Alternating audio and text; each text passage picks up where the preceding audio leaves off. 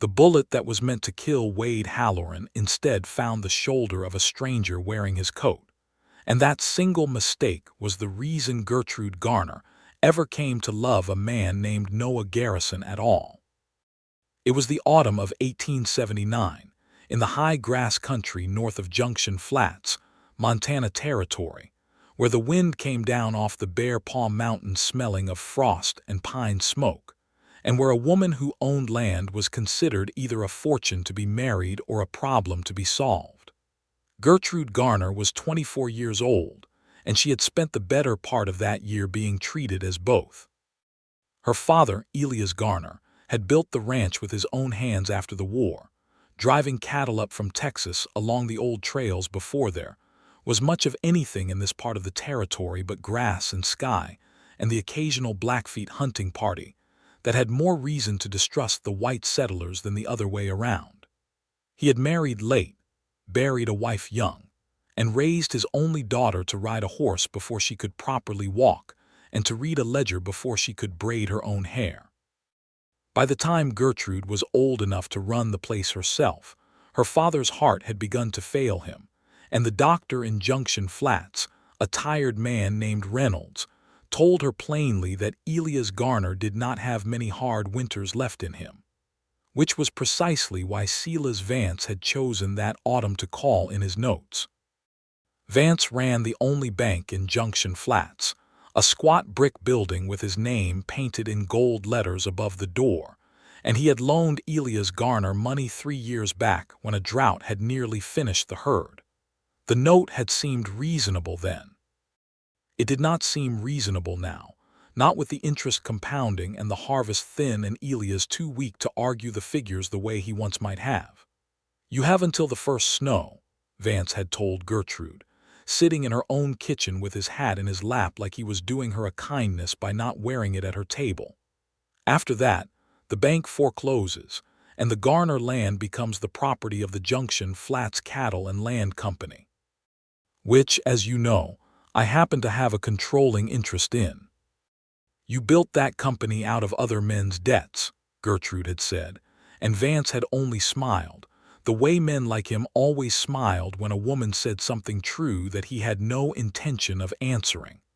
There was one way out that Vance himself had proposed, almost gently, as though it cost him nothing to offer it.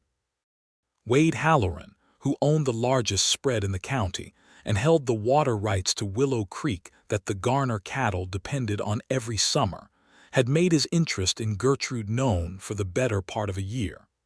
A marriage between the Garner and Halloran ranches would solve everything. The debt would be absorbed into Halloran's considerable wealth, the water rights would no longer be a yearly negotiation, and Gertrude would be, in the eyes of the county, a very fortunate woman. Gertrude did not love Wade Halloran. She did not dislike him either, which she sometimes thought was worse, because it meant she had no good reason to refuse him beyond the quiet, stubborn feeling that marrying a man to save a debt was its own kind of foreclosure. She had not yet given him an answer when Noah Garrison rode into Junction Flats on a lathered bay horse, 3 days ahead of the first snow, looking for honest work and nothing more. Noah was 29 years old, broad through the shoulders in the way of a man who had spent a decade on horseback, with sun lines at the corners of his eyes and a quietness to him that some men mistook for slowness and were wrong too. He had ridden up from Texas by way of Wyoming, driving another man's cattle for wages, and had left that job in Cheyenne when the trail boss discovered Noah had once worn a Texas Ranger's badge and decided that made him unlucky to travel with. It was not superstition exactly.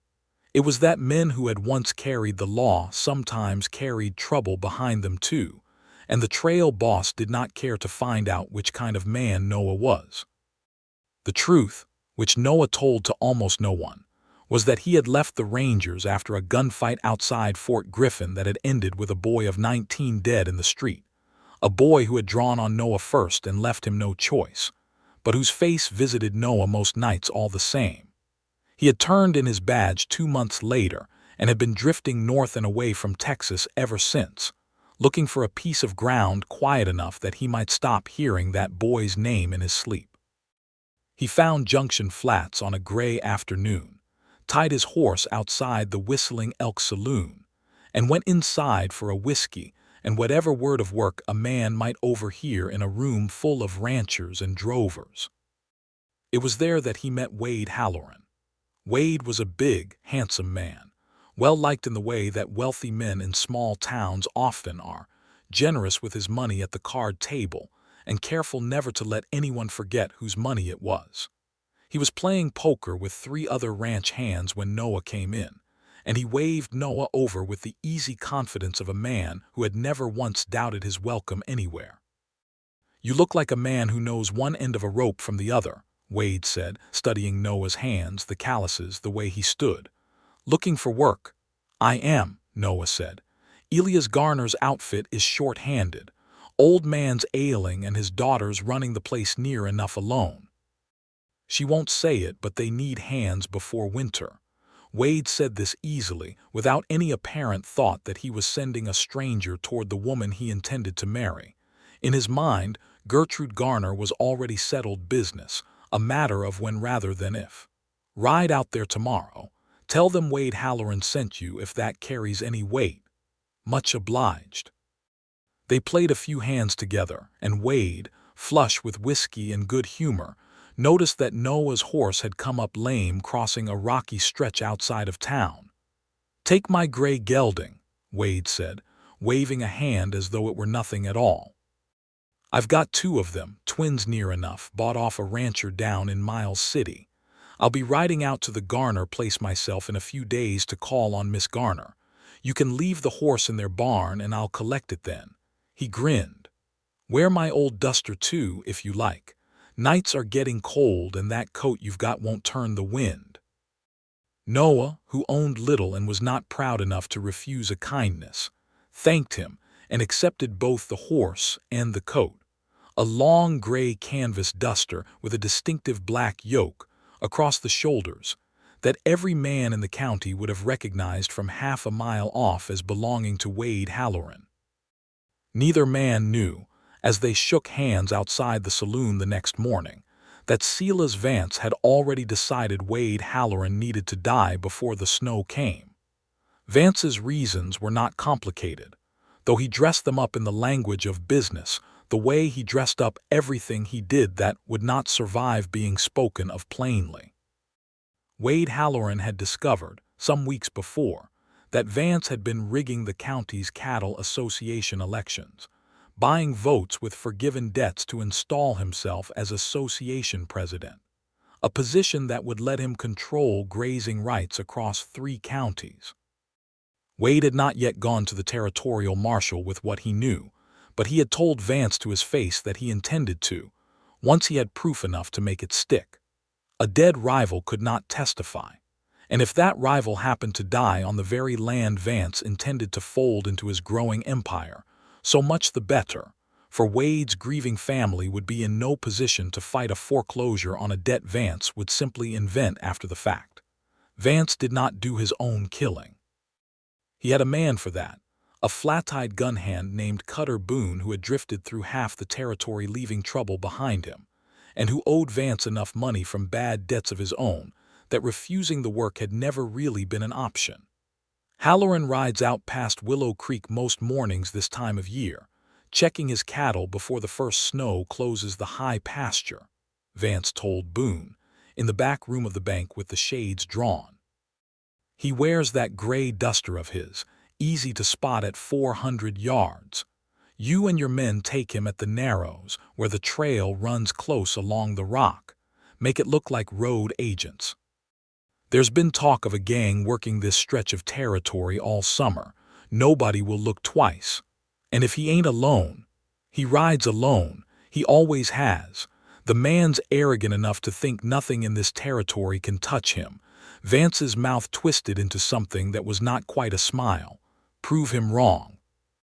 Noah Garrison left Junction Flats before first light 2 days later, wearing Wade Halloran's gray duster against the cold and riding Wade Halloran's gray gelding, with directions to the Garner ranch folded in his pocket, and no earthly idea that 4 men with rifles were waiting for him at a narrow bend in the trail called Willow Creek Narrows, where the rock walls pressed close on either side, and a rider had nowhere to go but forward or back.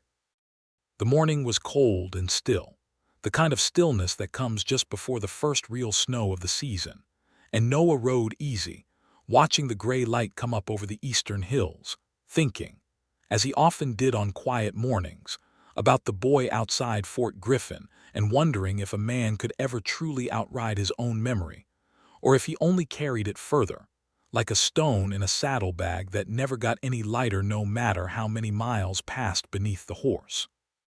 He did not see the first man in the rocks until the man's rifle spoke. The bullet took him high in the left shoulder, spinning him half around in the saddle, and Noah's first thought, even through the shock and the sudden white-hot pain, was pure animal instinct honed by 10 years of range work and 2 years of ranger service. Get off the trail, get to cover, do not die in the open.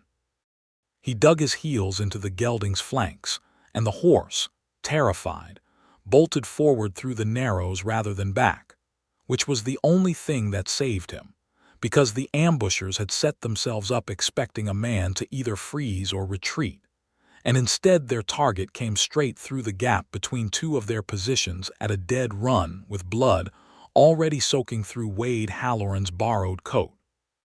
A second shot clipped the gelding's ear, and the horse screamed and swerved hard into the brush at the north end of the narrows, and Noah, half out of the saddle already from the impact of the first wound, let himself fall rather than fight to stay mounted, rolling into a stand of chokecherry and rock as 2 more rifle shots tore through the space where he had just been. He lay still.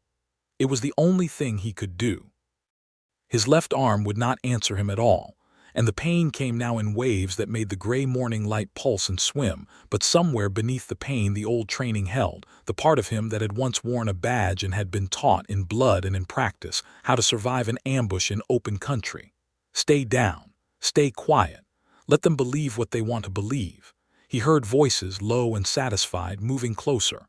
That's Halloran's coat, sure enough, one man said. Gray duster, black yoke. Cutter, you got him. Ain't moved, said another voice, closer now, and Noah recognized it for what it was, a man circling in for a look at the body he believed he had made. 2 rounds in him. He's done. Noah's revolver was still in its holster, pinned beneath him where he had fallen, and he was not sure his left hand would close around anything ever again, but his right hand still worked.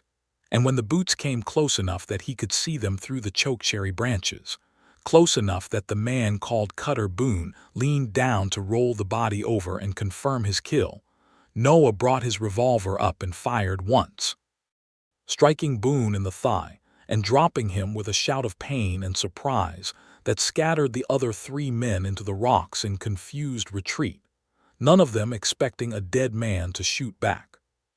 In the chaos that followed, with Boone cursing and bleeding, and the other men uncertain whether they were still under attack from a hidden second gun, Noah dragged himself deeper into the brush, following a dry creek bed downhill by instinct and by the simple animal need to put distance between himself and the men who wanted him dead.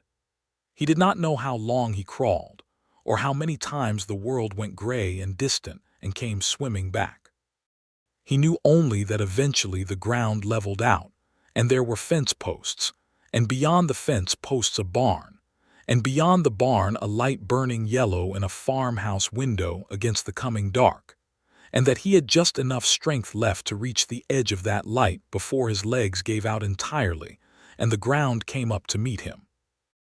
Gertrude Garner heard the dog barking before she heard anything else, and when she came out onto the porch with a lantern held high against the deepening evening, she found a man face down in the mud of her own dooryard, wearing a coat she recognized instantly. "Wade," she said, disbelieving, hurrying forward, and then as she turned him over and the lantern light fell across a face she had never seen before, streaked with dirt and pale from blood loss, she understood with a cold lurch of the stomach that this was not Wade Halloran at all, though he was wearing Wade Halloran's coat and had very nearly died in it. "Papa," she shouted toward the house.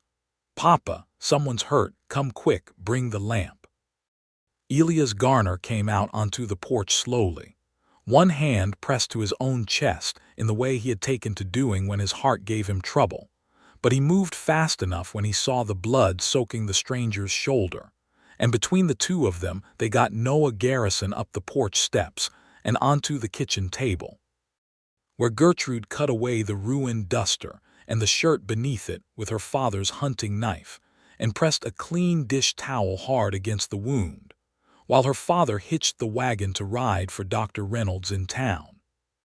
Noah drifted in and out of consciousness through all of it, and in the moments when the fever pulled him under, he spoke, disjointed and fragmented, words that Gertrude would remember later far more clearly than she understood them in that first terrible hour.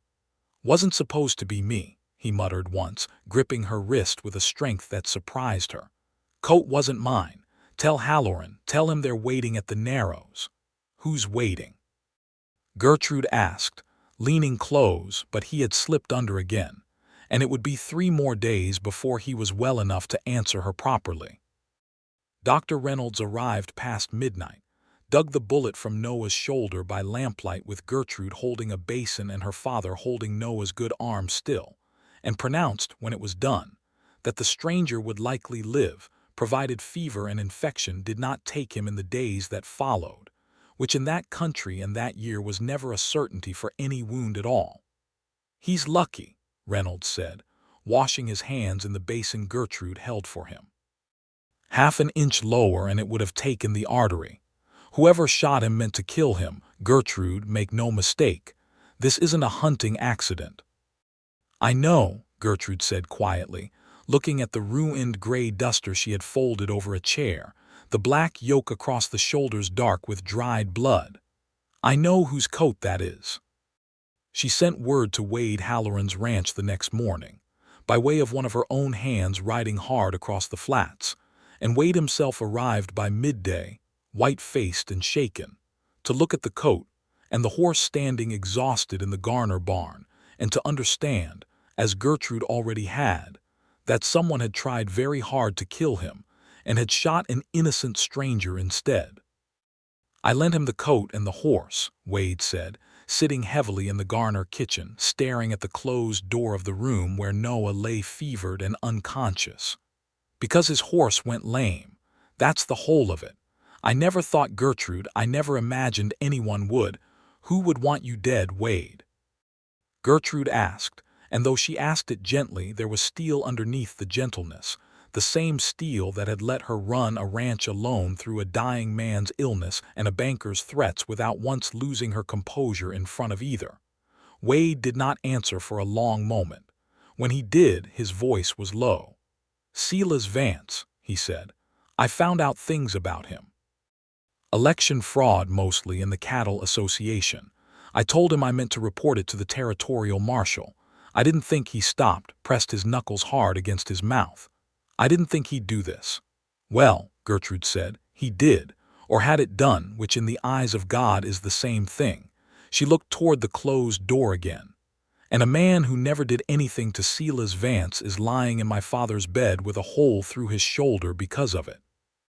It was 5 more days before Noah Garrison opened his eyes with anything like clarity, and when he did, the first thing he saw was Gertrude Garner sitting in a chair beside the bed with a mending basket in her lap, her dark hair coming loose from its pins, a smudge of flour on her cheek from the morning's baking, looking at him with an expression that was not quite worry and not quite anger but some careful, guarded mixture of both. "You're awake," she said. "Seems that way." His voice came out cracked and unfamiliar to his own ears. "Where am I?"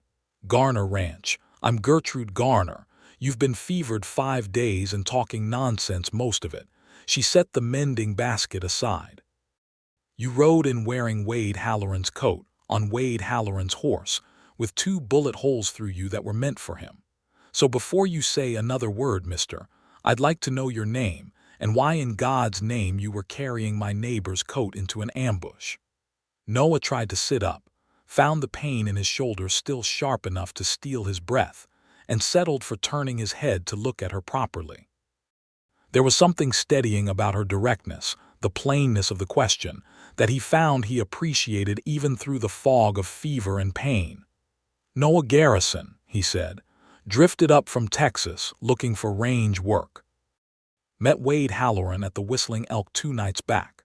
My horse had gone lame and he lent me his gray and his coat, said he'd be riding out this way himself in a few days and would collect them then. He sent me here, matter of fact. Said you were short-handed." Gertrude's expression shifted, softened at the edges, though the wariness did not entirely leave it. "So you rode into an ambush that 4 men set for a man you'd met exactly once, wearing his coat because he was kind enough to lend it to you." "Seems to be the sum of it, yes. And you shot one of them anyway." "My father found the blood trail where they must have dragged their own man off before you crawled the rest of the way here." "I recall shooting somebody," Noah admitted. "Don't recall much else clear." Gertrude studied him a long moment, and something in her face, some careful calculation she had been running since the moment she found him bleeding in her dooryard, seemed to settle into a decision. "You saved Wade Halloran's life without meaning to, Mr. Garrison, and nearly lost your own doing it.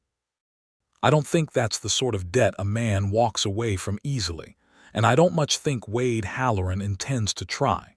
You'll stay here until you're properly healed. It's the least this family owes you, and frankly, we could use another good hand come spring regardless of how this all shakes out." "I don't take charity well," Noah said, though there was no real fight in it, only the reflexive pride of a man unused to being cared for. "It isn't charity. It's wages you'll earn once you're back on your feet, and a debt of gratitude in the meantime, which is a different thing entirely, and you do well not to argue with me about it while you're too weak to win the argument." There was the faintest ghost of a smile at the corner of her mouth as she said it, the first he'd seen from her, and Noah found himself smiling back despite the pain in his shoulder, despite the strangeness of waking up shot in a stranger's bed, despite everything. "Yes, ma'am," he said. "Gertrude," she corrected. "Ma'am makes me feel like my grandmother." "Gertrude," he repeated, and something about the way he said her name, careful and low, like he was testing the weight of it, made her look away first, busying herself with the mending basket again to hide whatever had crossed her face. The weeks that followed were slow ones, the kind of slow that came naturally to a ranch settling into winter, and Noah Garrison spent most of them in a narrow bed in the Garner farmhouse, healing by inches, while the first real snow came down outside the window and turned the world white and quiet. Elias Garner, despite his failing heart, took a liking to the younger man almost immediately, spending long afternoons at his bedside talking cattle prices and the trail drives of years past, the two of them swapping stories of Texas and the long empty miles between there and Montana territory. "You held a badge once," Elias said one afternoon, not quite a question. Noah went still. "How'd you know that? Way you came off that horse and rolled instead of fighting to stay mounted. Way you kept your head in a gunfight enough to shoot a man rolling you over for dead. That's not luck, son, that's training." Elias studied him with the same steady, assessing look his daughter had. "Rangers. 2 years, Noah admitted. Turned in my badge after a bad business outside Fort Griffin. Killed a boy who drew on me first, but he was 19 and scared, and I've never once managed to feel like I won anything that day." Elias nodded slowly, as though this confirmed something he had already suspected. "Man who carries a thing like that with him and still gets up every morning and does right by folks anyway, that's a man worth knowing, Mr. Garrison. Don't let it eat you whole. There's a difference between a man who's done violence and a man who loves it. You're plainly the first kind." It was the kind of thing Noah had not heard said aloud in a long time, and he found to his own surprise that his eyes stung with it, and he had to look hard out the window at the falling snow until the feeling passed. Gertrude was in and out of the sick room constantly, bringing broth and clean bandages, and, as the weeks wore on and Noah's strength returned, simply company, sitting by the window with her mending or her father's ledgers while they talked. She told him in pieces about the ranch, about her mother who had died when Gertrude was 6, and whom she remembered mostly as a smell of lavender and a voice singing hymns, about her father's illness and the slow terror of watching a strong man grow weak, about Silas Vance and the note that would come due with the first heavy snow, which had, in fact, already fallen, though Vance had not yet come to collect on his threat. "Wait until Wade and I marry or don't," Gertrude said one gray afternoon, staring out at the white fields. "If we marry, he loses his excuse to foreclose because Wade's money covers the note easily enough. If we don't, he'll be here with the sheriff and the paperwork before the ground thaws." "Do you want to marry him?" Noah asked, and it came out rougher than he intended, an edge to it he had not quite meant to reveal. Gertrude did not answer right away. "I don't dislike Wade," she said finally. "He's kind enough in his way. But wanting to marry a man and being willing to marry him to save your father's land are two very different feelings, Mr. Garrison, and I've been trying for a year now to convince myself they aren't." "Noah," he said, "you call me Mr. Garrison like I'm your grandmother's suitor." That earned him a real laugh, surprised out of her, bright and warm in the small room, and something in Noah's chest turned over at the sound of it, some old locked door easing open a crack for the first time in longer than he cared to count. By the time Noah was strong enough to be up and walking, favoring his left arm but otherwise mended, the sheriff of Junction Flats, a weathered, patient man named Amos Whitfield, had come out to the Garner ranch twice to hear the story of the ambush firsthand, and had ridden out to Willow Creek Narrows himself to find the signs of what had happened there, spent rifle casings and blood on the rocks where Cutter Boone had bled from Noah's return shot, and boot prints belonging to at least 3 other men. "I've had my suspicions about Vance for a year now," Whitfield told Noah and Wade Halloran both, standing in the Garner kitchen with his hat in his hands. "But suspicion isn't proof, and Vance has been careful. This is the closest anyone's come to catching him at something outright. If we can find the men who did the shooting and get one of them to talk, we might finally have enough to bring him before the territorial judge." "Cutter Boone," Noah said. "I heard one of the others call him by name.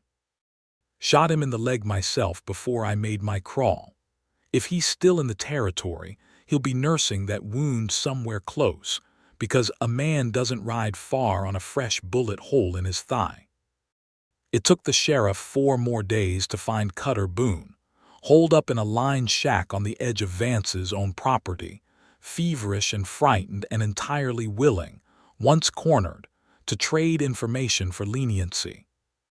Boone confirmed everything Wade had suspected and more. Vance had paid him and 3 other men to kill Wade Halloran and make it look like the work of road agents, specifically to prevent Wade from testifying against him regarding the rigged Cattle Association elections, and to clear the way for Vance to seize the Garner ranch once the note came due, since a grieving, undefended rancher's daughter would be far easier to foreclose upon than a woman about to marry the county's wealthiest cattleman. "He said the girl wouldn't fight it alone," Boone told Sheriff Whitfield, lying pale and sweating in a jail cell in Junction Flats with the doctor's stitches still fresh in his leg. "Said with Halloran dead, there'd be nobody to stop him taking the Garner place outright." It was, in its way, the final piece Sheriff Whitfield needed. He rode to the bank himself with 2 deputized men the following morning, and the arrest of Silas Vance was, by the standards of that country and that year, almost anticlimactic. The banker went pale, protested loudly about his rights and his standing in the community, and was marched out of his own gold-lettered building in handcuffs, while half the town watched from the boardwalks in a silence that held more satisfaction than shock, because there were few men in Junction Flats who had not, at one time or another, felt the cold weight of Vance's foreclosures hanging over their own families.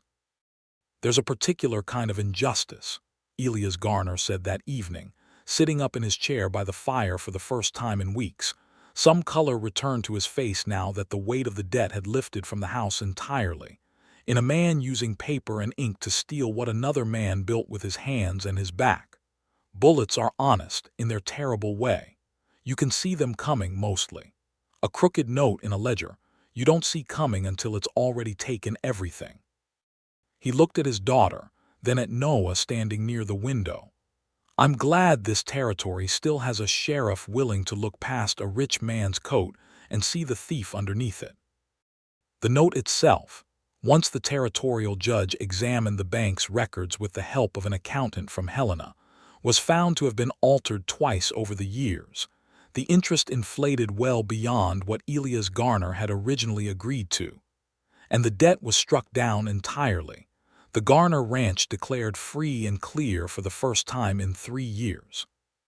Wade Halloran, for his part, appeared at the ranch one final time that winter, not to press his suit but to end it, gently and with more grace than Gertrude had expected of him. "I'll be honest with you, Gertrude, since honesty seems to be the fashion this season," he said, standing awkwardly in the Garner parlor with his hat in his hands, not unlike the way Vance once had, though the resemblance ended there. "I asked for your hand because it made good sense on paper. Your water rights, my grazing land, both our families secured. I told myself that was enough reason for two sensible people to marry, and I still believe it might have worked in its way. But I've been calling on a leaner price these past few weeks too, since all this business with Vance started, and I find I think of her a good deal more than I ever thought of you, if I'm being truthful, which perhaps I ought to have been from the start." "Then I release you from any obligation gladly, Wade," Gertrude said, and found she meant it entirely, without a trace of wounded pride. "I hope you and Miss Price are very happy." "And I hope," Wade said, glancing toward the kitchen door where Noah Garrison could be heard splitting firewood in the yard, the steady rhythm of the axe carrying through the cold air, "that you find whatever it is you're looking for too, Gertrude. I think perhaps you already have, and simply haven't said so out loud yet." Gertrude did not answer that, though her cheeks colored, and Wade, satisfied with whatever he had seen in her face, took his leave with a warmth between them that would, in time, grow into an easy friendship between the two families, the kind that outlasts a courtship that never should have happened in the first place. Winter deepened after that, the kind of Montana winter that tested every fence post and every root cellar and every soul foolish enough to have settled that far north.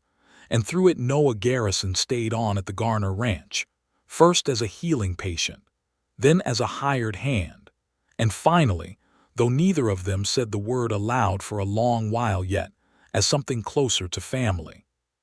He and Gertrude fell into a rhythm together that neither of them had quite chosen, and both of them found they did not want to give up.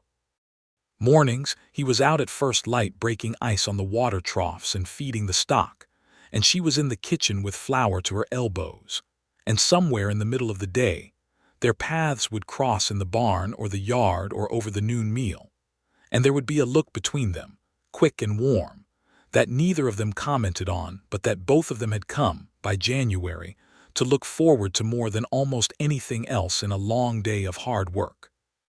It was on a night in late January, with the wind howling outside and the whole house smelling of wood smoke, and the venison stew Gertrude had made from a deer Noah had brought down 2 days before, that Elias Garner, watching the two of them across the supper table with the particular clarity of a man who had not much time left and knew it, decided to say plainly what he had been thinking for weeks.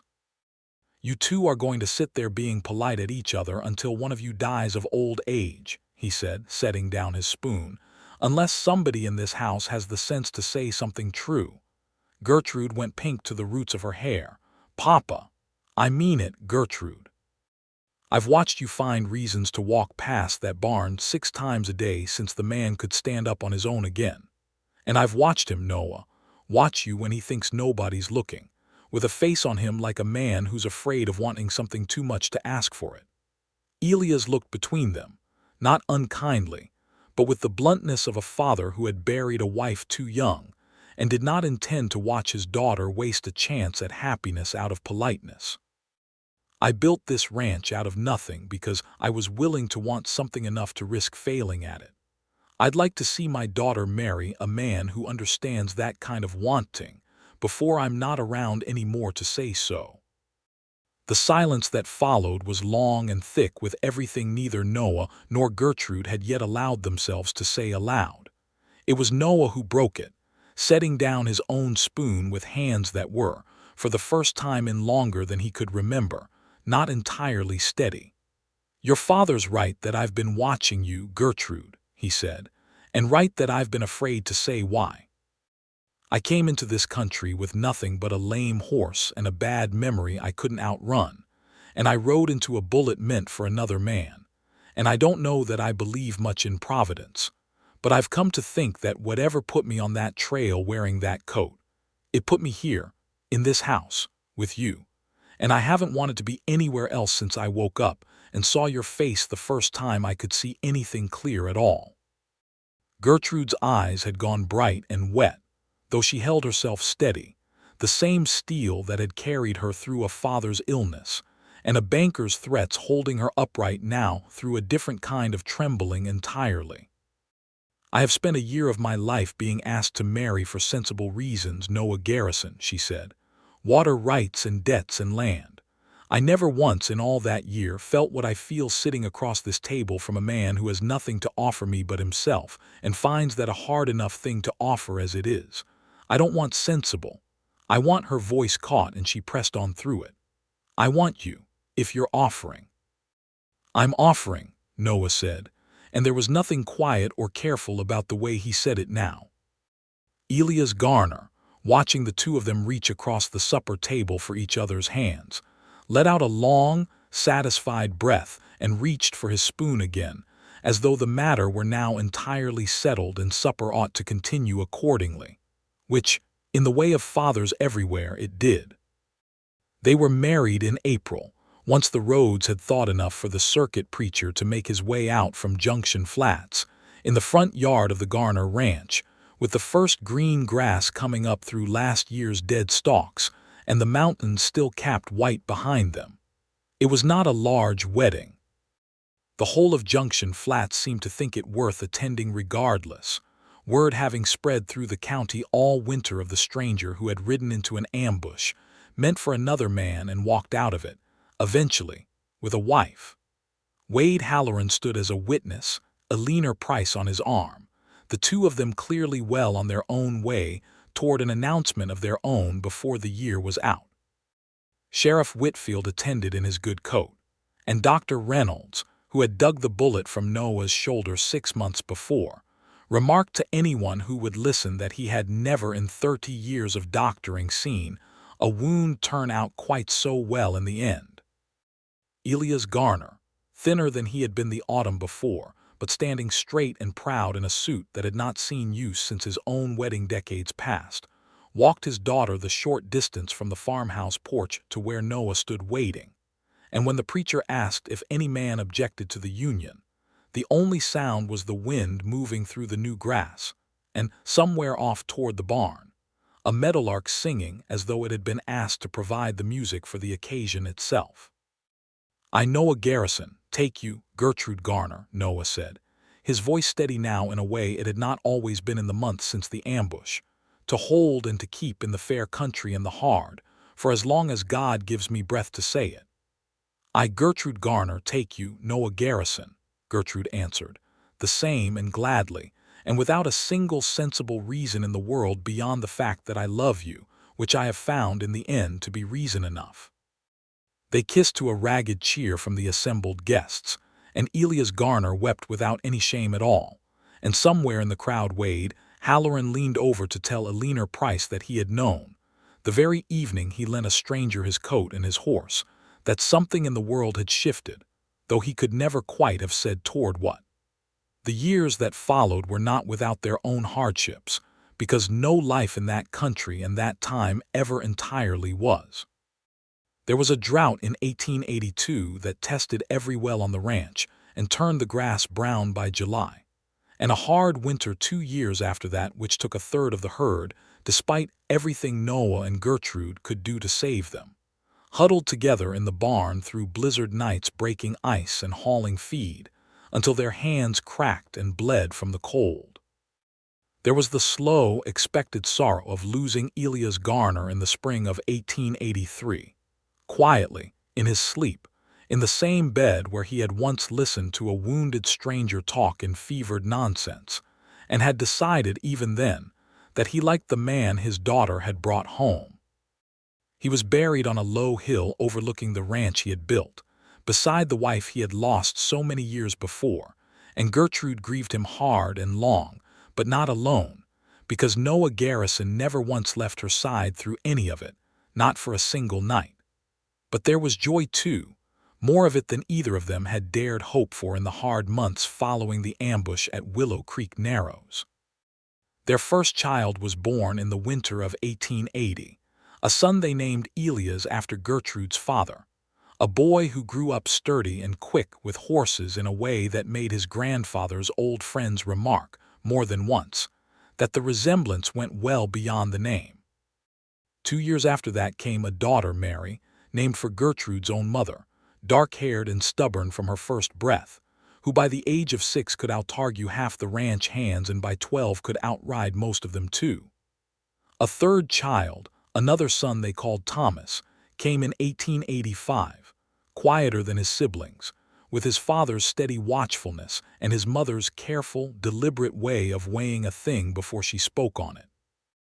The Garner Ranch, which in time the whole county simply came to call the Garrison place without anyone quite deciding to rename it, prospered in the years that followed, the herds rebuilding, the water rights secured permanently once Wade Halloran, in a gesture that surprised no one who knew the full history between the two families, deeded a portion of his Willow Creek frontage to the Garrisons outright as a wedding gift that first spring, ensuring the two spreads would never again be at the mercy of a single dry season or a single greedy man's schemes.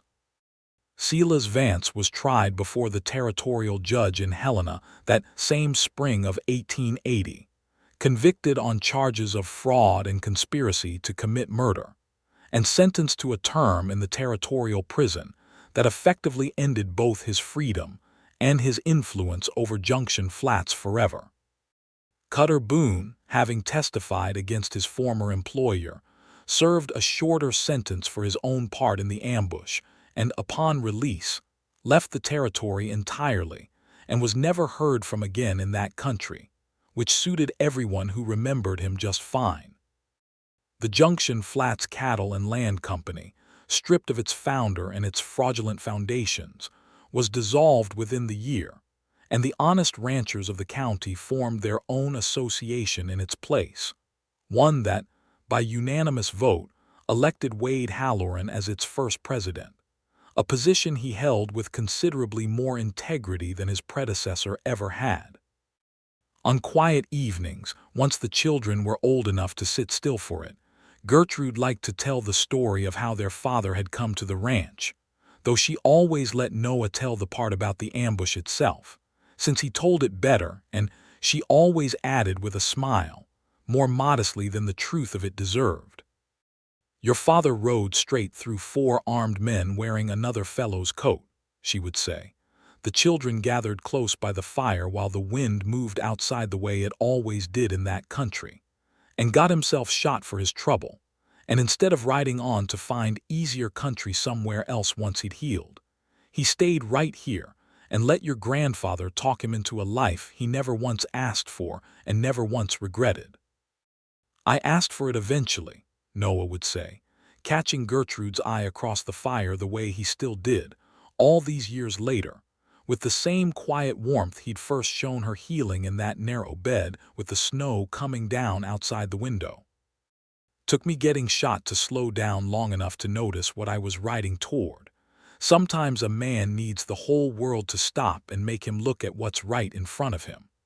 "And what was in front of you, Papa?" young Mary would always ask, though she had heard the answer 100 times and knew it as well as her own name. "The rest of my life," Noah would say, reaching for Gertrude's hand across the space between their chairs, the same steady grip that had once held her wrist in a fevered kitchen and had never, in all the years since, quite let go. "Sitting right there in that kitchen, telling me to mind my manners and eat my broth." Gertrude would laugh at that every time, bright and unguarded, The same laugh that had first cracked something open in Noah Garrison's chest on a gray winter afternoon when he was still weak from a bullet wound, and certain he had nothing left in him worth offering anyone. And outside, the Montana wind would move across the grass that Elias Garner had first claimed decades before, over the low hill where he now rested, past the creek whose waters no longer belonged to any one man's greed, and on toward the mountains that had watched, patient and unmoved, as an ambush meant for one man had become, by every twist of fate and courage and hard-won love, the beginning of an entirely different life for another. That life did not end with the fire dying down and the children carried off to bed, nor with the seasons turning one into the next across all the years that followed. It continued in the small, steady ways that make up the whole of a good marriage in hard country. In the mornings Noah still rose before the light to break ice on the troughs, and the years added silver to his hair without ever quite taking the quiet watchfulness from his eyes. In the way Gertrude kept her father's ledgers still, in her own hand now, careful and exact, teaching her daughter Mary the same skill in turn, so that by the time Mary was 16 she could argue cattle prices with buyers twice her age and win more often than she lost. In the way the ranch grew, slowly and honestly, until by 1890, the Garrison spread was spoken of across 3 counties as one of the finest in the territory, built not on rigged elections or forged ledgers, but on the plain, unglamorous work of 2 people who had learned, the hard way, exactly what it cost to lose everything and had determined never to take what they had for granted again. Wade Halloran and Alina Price married that same autumn of 1880, only months after Noah and Gertrude, and the 2 families remained close for the rest of their lives, the children of both ranches growing up together, riding the same fence lines, attending the same schoolhouse that the county eventually built at Wade's considerable expense, a gesture he always said was owed to a daughter of the Garrisons who had once shown him, without ever saying so plainly, what a marriage built on love looked like next to one built on convenience. Montana itself changed around them in those years, the territory growing more settled, the railroad eventually reaching close enough to Junction Flats to change forever how cattle were shipped and how news traveled.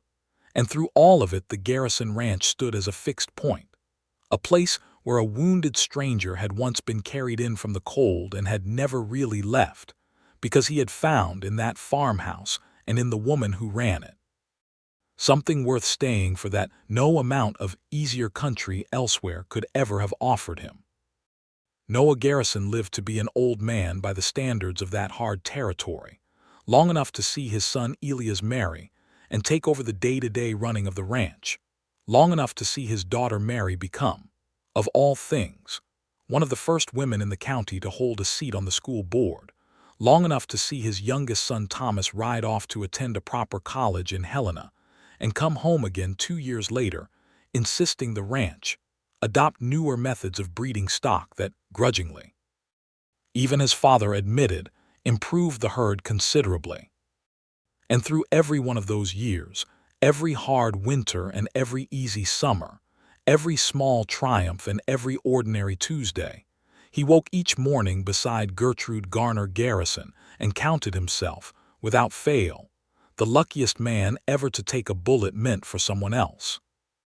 I used to think, he told her once, many years later, the 2 of them sitting on the porch of the same farmhouse where she had first found him bleeding in the mud, watching their grandchildren chase each other across grass gone gold in the late summer light, that I'd spend my whole life outrunning that boy outside Fort Griffin, never sleeping easy, never really stopping anywhere long enough to matter to it. And now, Gertrude asked, though she knew the answer, had known it for 30 years but liked to hear him say it all the same. Now I think, Noah said, taking her hand the way he always did, the same steady grip, softer now with age but no less certain, that a man can carry his sorrows and still build something good alongside them. I never stopped grieving that boy, Gertrude, but I stopped letting the grief be the only thing I carried. You did that. This place did that. Every one of those children running around out there, in the grass did that. He looked at her, and though the years had lined both their faces and slowed both their steps, the look between them was the very same one they had shared across a supper table on a howling January night, back when neither of them had yet found the courage to say what they wanted plainly. I rode into a bullet meant for another man, and I have never once, not for a single day since, regretted where it landed me. Nor I, Gertrude said, though I'll admit the mess you made of my kitchen floor that first night took some getting over.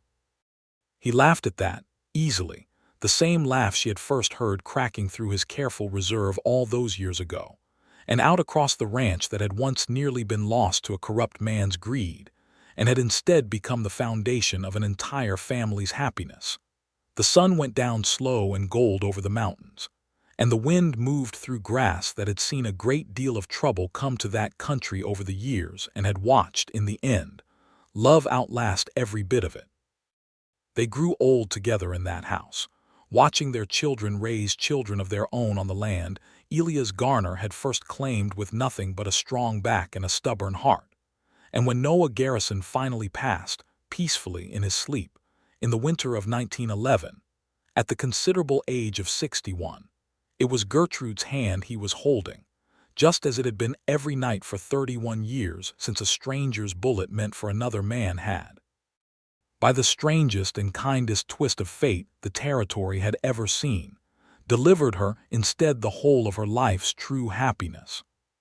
She lived on 11 years more, surrounded always by children and grandchildren, and the ranch that bore both their names in every fence post and furrow. And when at last she was laid to rest beside him on the low hill overlooking the water that had once nearly cost them everything, the whole of Junction Flats turned out to say goodbye to the woman who had, as the old story still got told around county firesides decades after, nursed a wounded stranger back from the edge of death and found, in doing so, the great and abiding love of her life. And that, as the story was always told afterward in that part of Montana, for as long as anyone remembered to tell it at all, was how an ambush meant to kill one man instead gave an entirely different man a reason to live, and gave a woman who had never once been asked what she truly wanted the chance, finally, to answer that question for herself, and to spend the whole of a long and well-loved life glad that she had.